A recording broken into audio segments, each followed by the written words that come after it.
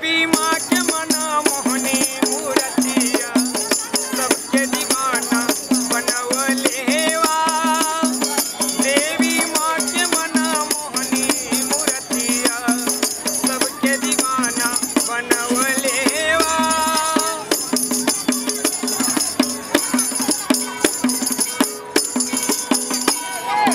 लाले लाले अरहुल के माला बनाइब,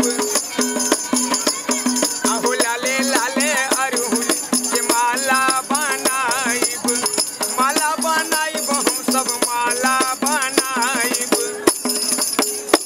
देवी मैया के गहवर चढ़वलेवा,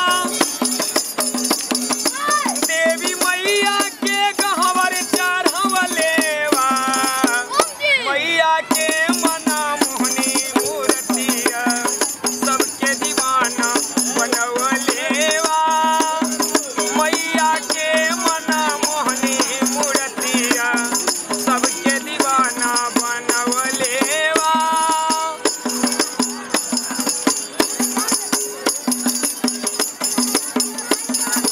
लड्डू बतासा के भोग लगाइब, जय माता जय माता जय माँ।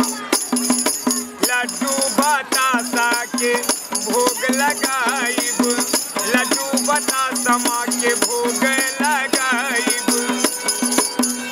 मैया मिश्री के ढेरी लगवलेवा, मैया मिश्री के ढेरी लगवलेवा। मैया के मना मोहनी मूर्तिया सबके दीवाना बनवलेवा। मैया के मना मोहनी मूर्तिया सबके दीवाना बनवलेवा।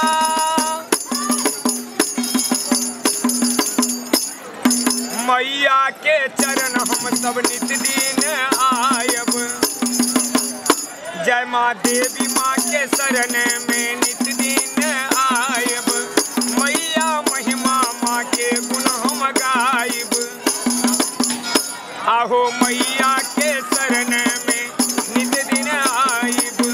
माँ के महिमा सुन माँ के गुण गायब। देवी मैया जी मनसा पूरवलेवा, देवी मैया जी मनसा पूरवलेवा। माता के मना मोहनी मूर्तिया सबके दीवाना बनवलेवा। माता के मना मोहनी मूर्तिया सबके दीवाना